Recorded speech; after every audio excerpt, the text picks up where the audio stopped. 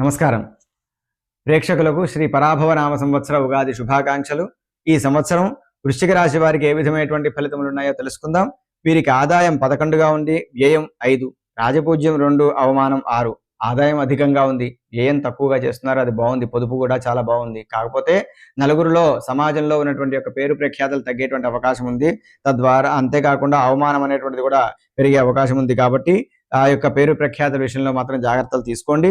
విద్యార్థులు కూడా వారికి శ్రద్ధ తగ్గేటువంటి అవకాశం ఉంది. కాబట్టి ఏకాగ్రత అనేటువంటిది ఈ సంవత్సరం వీరికి బాగా అధికంగా లోపించేటువంటి అవకాశం కనిపిస్తూ ఉన్నది. అయితే టెక్నికల్ రంగంలో ఉన్నటువంటి వారికి మాత్రం మంచి ఉన్నతమైనటువంటి ఫలితాలే గోచరిస్తూ ఉన్నాయి. ఉద్యోగంలో ఉన్నటువంటి వారికి పని ఒత్తిడి కూడా ఎక్కువ అవుతుంది. పై అధికారులతో వాదనకు దిగకుండా జాగ్రత్తగా మీరు అనుకున్నటువంటి పనిని మీరు కనుక చేసుకొని రాగలిగితే అన్ని విషయాల్లో కూడా విజయం సాధించేటువంటి అవకాశం ఉన్నది. వ్యాపారస్తులకు కూడా ఆదాయం అనేటువంటిది సామాన్యంగా గోచరిస్తూ ఉన్నది. కాబట్టి ఇంకా మీరు అనుకున్న స్థాయి కన్నా కూడా కొద్దిగా ఉన్నతమైనటువంటి ప్రణాళికలు చేయడం ద్వారా వ్యాపారాభివృద్ధిని కూడా పెంచుకోవచ్చు. ఉన్నత వ్యాపారాలు అంటే ఈ యొక్క వ్యాపారాన్ని విస్తరణ చేయడం కానివ్వండి, నూతన వ్యాపారాలని ప్రారంభించడం కానివ్వండి, ఇత్యాది విషయాలు ఏవైతే ఉన్నాయో కొంతకాలం వాయిదా వేసుకోవటం అనేటువంటిది చాలా ఉత్తమం.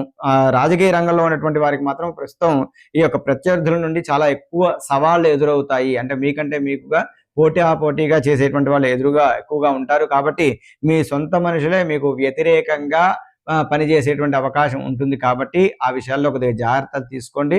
గోప్యత అనేటువంటిది అత్యవసరము. మీరు చేయాలనుకున్నటువంటి పనిని నలుగురిలో ఎప్పుడు కూడా పెట్టకుండా అది చేసిన తర్వాతనే నలుగురికి తెలిసే విధంగా మీరు గోప్యతను అనేటువంటిది పాటించడం ద్వారా విజయాన్ని సాధించగలుగుతారు. వివాహ ప్రయత్నాలు నెమ్మదిగా సాగుతాయి.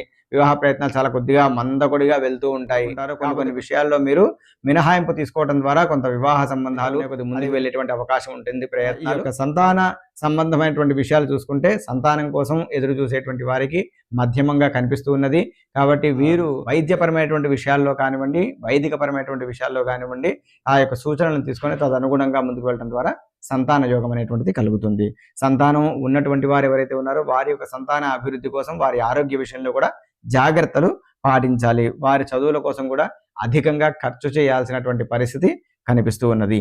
ఈ రాశివారు ఆరోగ్యంపై శ్రద్ధ అనేటువంటిది చాలా అవసరము. ముఖ్యంగా ఈ యొక్క బీపీకి సంబంధించినటువంటి విషయాలు కానివ్వండి, లేదు అంటే మానసికమైనటువంటి ఒత్తిడి ఇత్యాది విషయాల్లో తగు జాగ్రత్తలు పాటించడం అనేటువంటిది వృశ్చిక రాశి వారికి అత్యవసరము.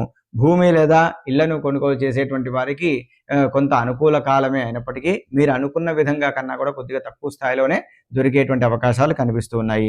శత్రువులపై మీరు పై చేయి సాధించడానికి ఎక్కువగా మౌనమే మీకు ఆయుధము. కాబట్టి మీ ప్రయత్నం ఏదైతే ఉందో వారిపై పై చేయి సాధించాలి అనేటువంటిది ఏదైతే ఉందో దానిని మీరు మౌనంగా ఉండడం ద్వారానే అధికంగా సాధించగలుగుతారు.